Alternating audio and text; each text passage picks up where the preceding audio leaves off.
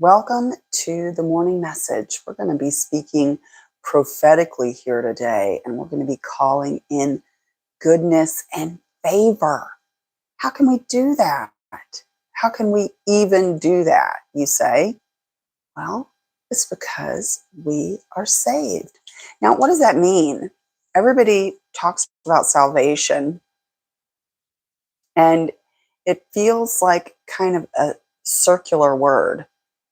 If I look it up in definition, salvation means to be saved. But saved from what and how?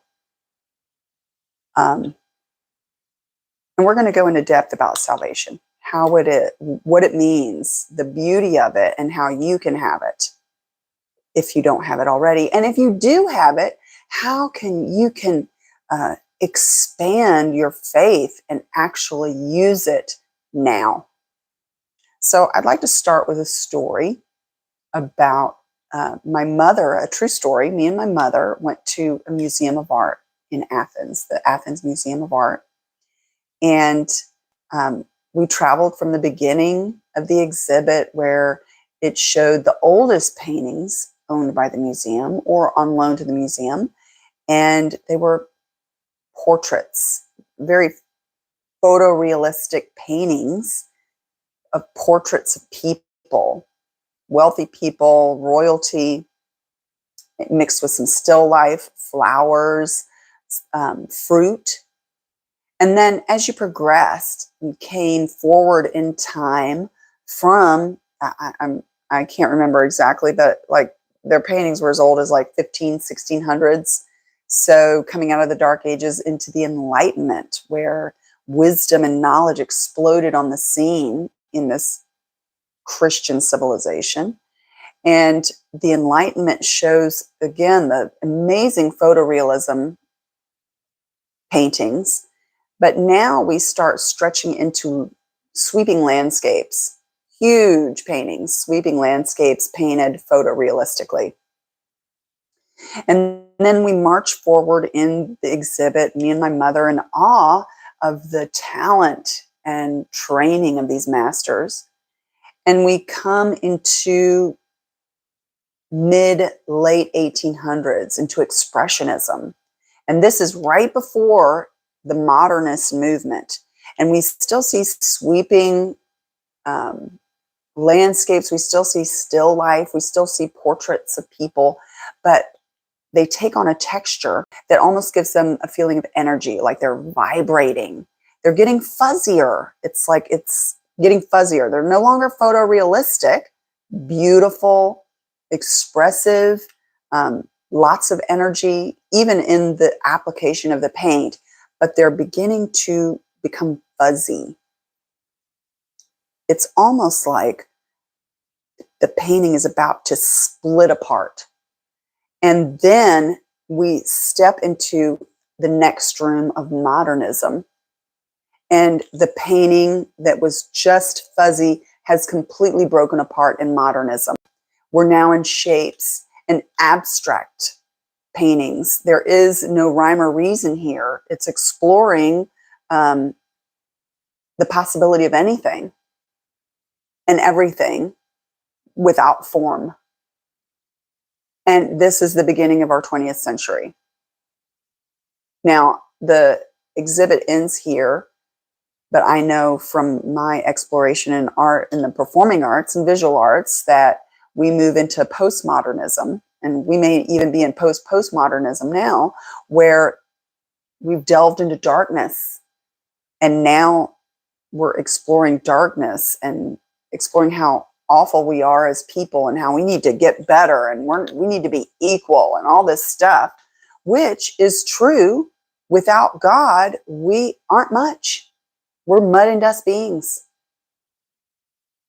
Now, in the Enlightenment, as a Christian civilization built on Christian principles with light and wisdom, children of light, yes, we had our problems, but we also walked with God and therefore enjoyed the beauty of his wisdom and expressed it in beauty.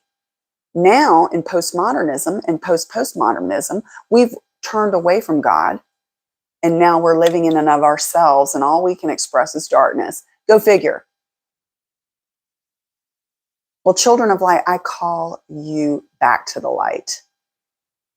There's no reason that we can't walk in light, even amidst the darkness, and shine a light brighter because of it. We are in darkness, in complete darkness. The smallest light is a deep contrast. So you look even brighter in the darkness. So hey, let's shine. Let's shine bright. Now, to bring this back to the message of salvation, much like postmodernism and postmodernism, we have this term meta. Facebook changed its name from Facebook to Meta.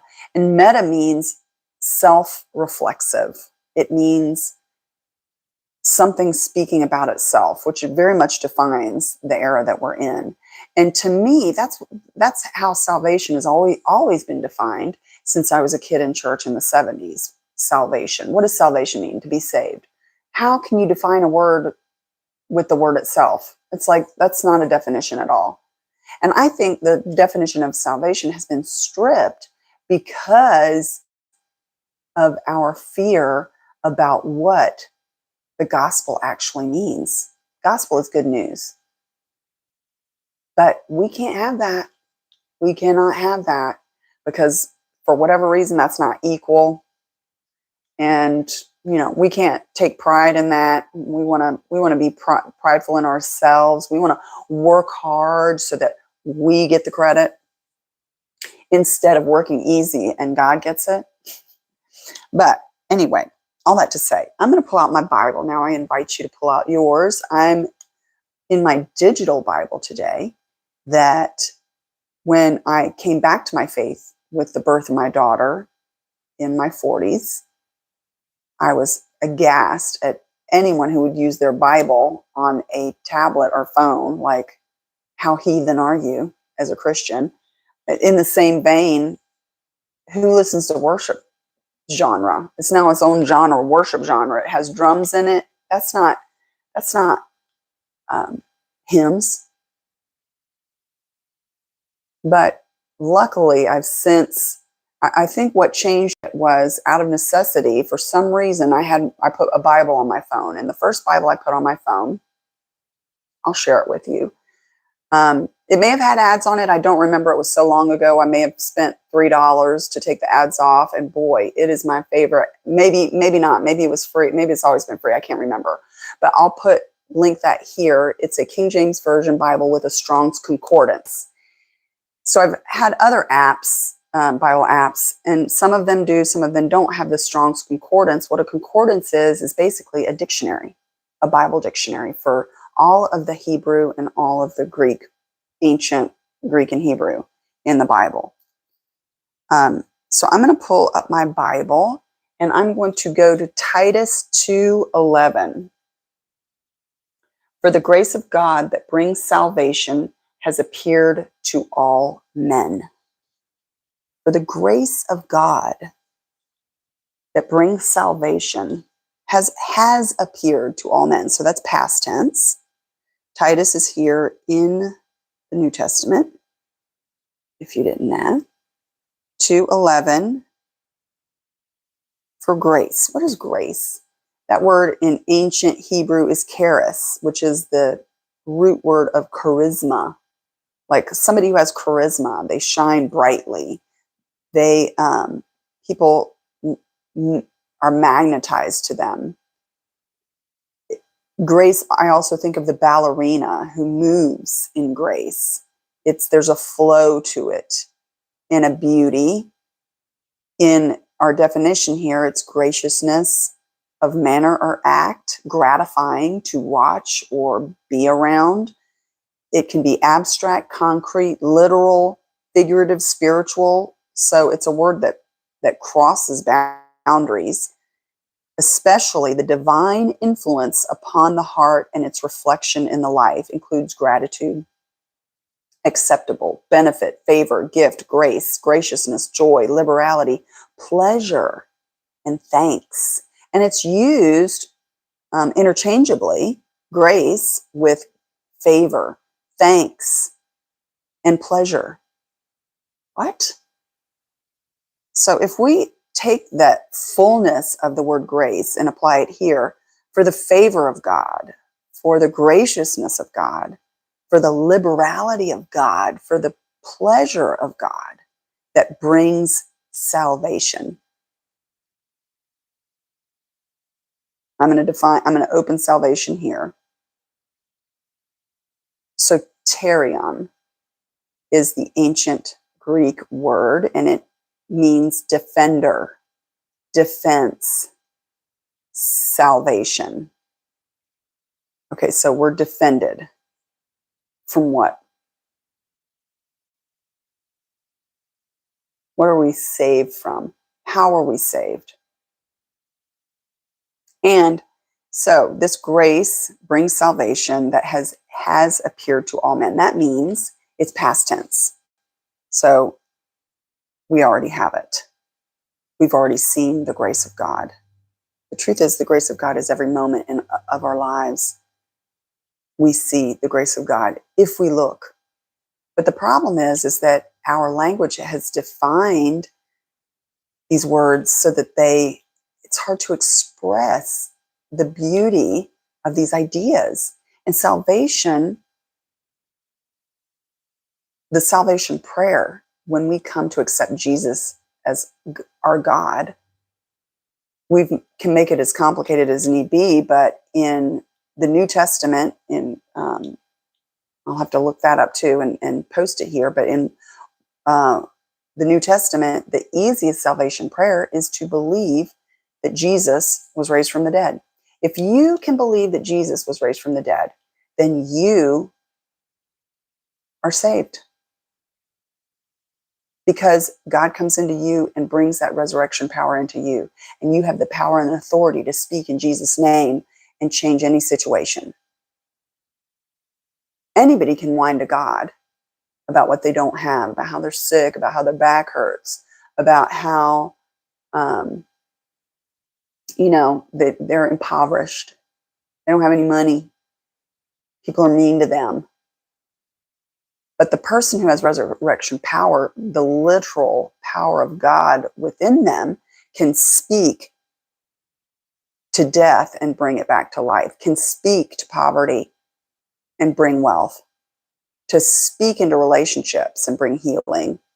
But whoa. Did I just say wealth and prosperity? Uh-oh, I better back up, okay? We can't have any of that in our Christianity, can we? But I'm going to challenge that here today because I believe we have prosperity in our modern language severely restrictively defined to mean cash money, cash flow, cash money. But biblically, that's not the definition of prosperity at all. And I'm bringing up prosperity because I believe it's a deep part of salvation. Because how do we need to be saved? If being saved in this moment, not for the end, I mean, yes, for the end. We want it for the end. We want eternal life for the end. We want to live with Jesus in heaven. But right now, if we acted as Jesus did on this earth and spoke healing and blessings and favor into people's lives that happen in this moment, if we lived like that, then we would have prosperity and health and relationships. And indeed, that is how we are saved here.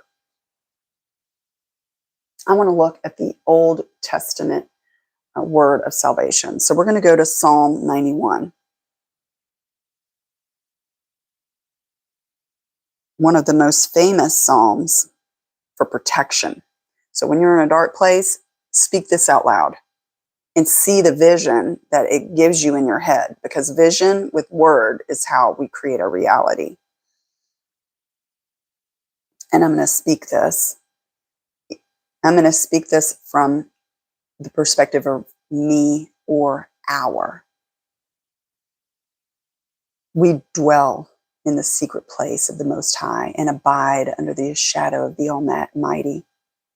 We say to the Lord, you are my refuge and my fortress, my God, in you I trust. Surely you deliver us from the snare of the fowler and from the noisome pestilence. You cover us with your feathers, and under your wings we find trust. Your truth is our shield and buckler. We are not afraid for the terror that comes by night, nor the arrow that flies by day, nor the pestilence that walks in darkness, nor the destruction that wastes at noonday. 1,000 fall at our side, 10,000 at our right hand, but it does not come near us. We only look with our eyes and behold the reward of the wicked. Because we have made the Lord, who is our refuge, even the Most High, our home, no evil shall be allowed to befall us, nor any plague come near our tent. You give us your angels that charge over us to keep us in all our ways. They bear us up in their hands, lest we dash our foot against a stone. We tread on the lion and the snake, the young lion and the dragon we trample under our feet. Because we have set our love upon him, he delivers us. Because we set him on high, he sets us on high because we know his name. We call upon him and he answers us. He is with us in trouble. He delivers and honors us. With long life, he satisfies us and shows us his salvation. Okay, so even in the ancient Greek, salvation means defended, saved. What does it mean in the ancient Hebrew, which is much older? Oh my goodness, the word for salvation in the ancient Hebrew is Yeshua. Hadn't I heard that before? Yeshua. That is the original pronunciation of Jesus. And it means saved, delivered, aided, helped, victory, prosperity, health, welfare. What? That can't be allowed, can it?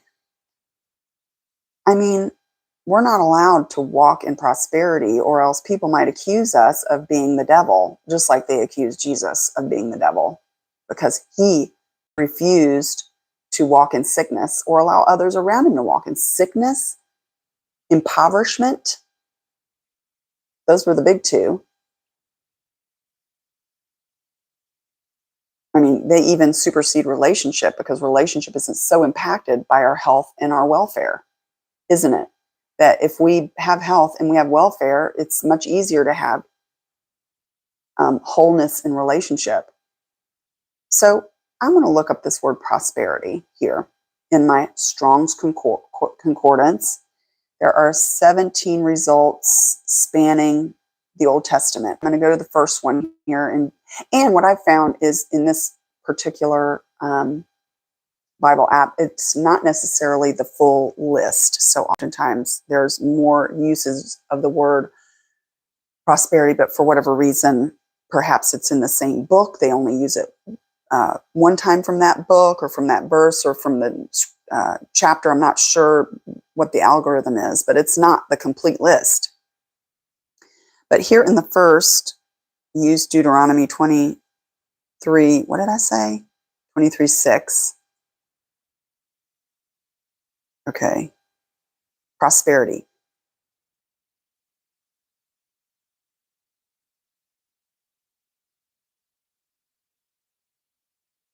I'm going to back up a little bit to 5 so we can put this in context, because this is a curse here. We're in a curse here. Nevertheless, the Lord thy God would not hearken to Balaam or Baal,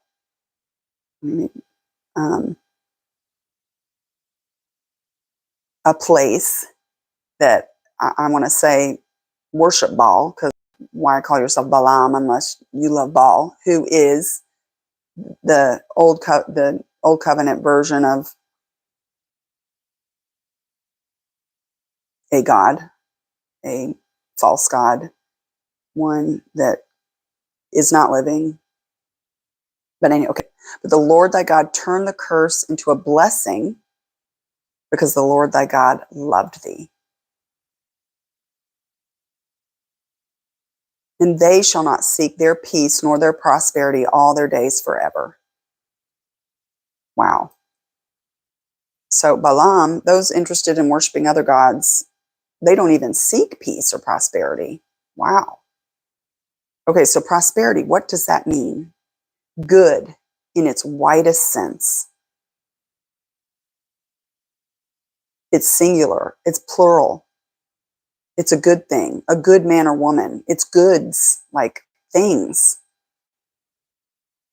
which actually we used to call things goods, but now we continue to strip our language of meaning, and goods become things, which a thing doesn't really have an emotional connection, but goods, things like our groceries and cleaning supplies and clothes, they can be goods and they're good for us.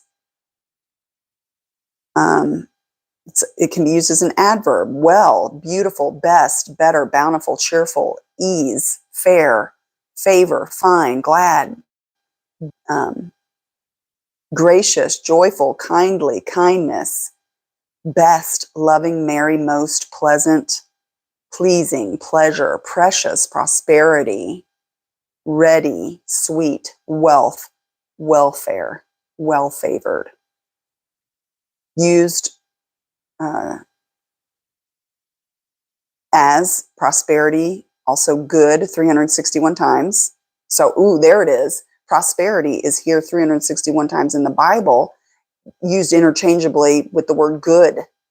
Better 72 times, well 20 times, goodness 16 times, goodly 9 times, best 8 times, merry 7 times, fair 7 times, prosperity 6 times, precious, fine, wealth, beautiful, fair, favor, glad, and then miscellaneous 35 times. So this word prosperity is in the Bible well over 400 times. But God forbid you use the good news, good prosperity, good and prosperity, same word. God forbid you use the good news as a prosperity message. But prosperity, there again, in context, when we look at these stories in the Bible, when they're talking about prosperity, they're not talking about Abraham's cash flow. Oh, he had $1 million. I mean, the only time they quote the actual wealth of someone is Solomon, whose wealth is beyond imagination. But more often, and that's one line, one verse. More often than not, prosperity is a picture of a state of someone's life that is expansive boundaries. So lots of land, lots of children who are the biggest blessing in the Bible. And it's your cattle, it's your crops, it's your relationship in your town or city where you are favored and well liked and looked upon. Prosperity is a state of being in the Bible. Prosperity is not your bank account. It's not the money in your Cash App. And it is our culture's strip of the language, just like we're stripping art of light and beauty, just like we're stripping all meaning from everything in our effort to get away from God and do things ourselves where we can toil in trouble because we're mud and dust beings, and without his breath and life within us, we really don't have anything.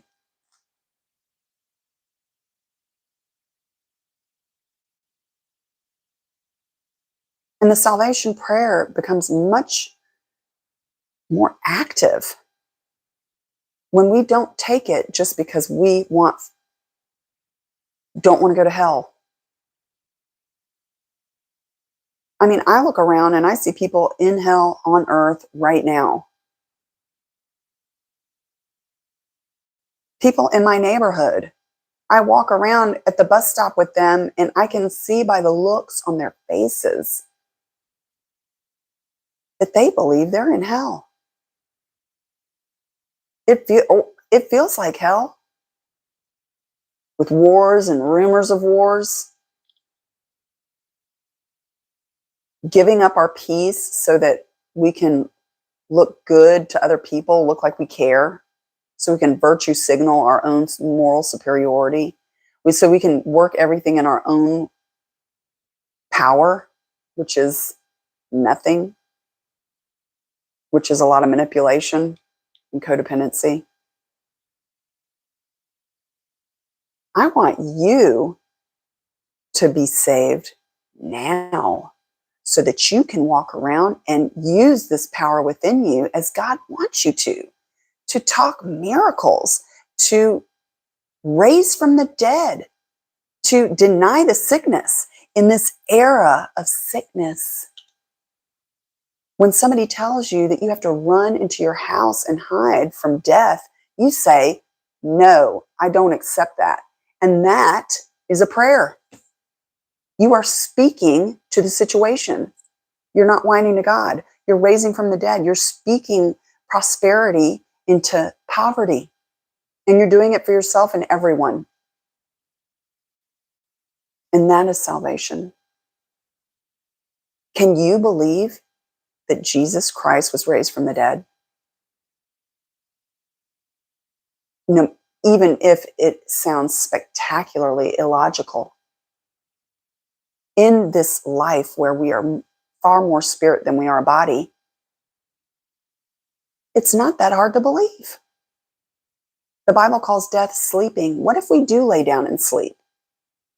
And it's not death. What if we physically never die, but we just can't grasp it with our little mud dust minds? But what if there is no death? Would you act differently? What if you did have all power within you? What if prosperity was good?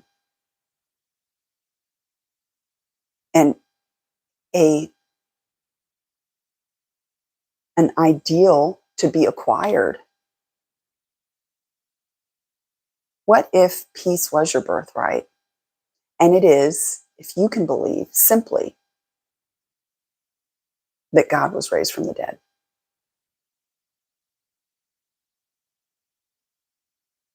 If you believe, you are saved.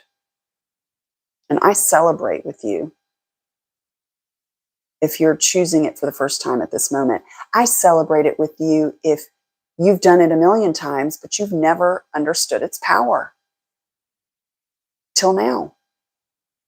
The power and the excitement.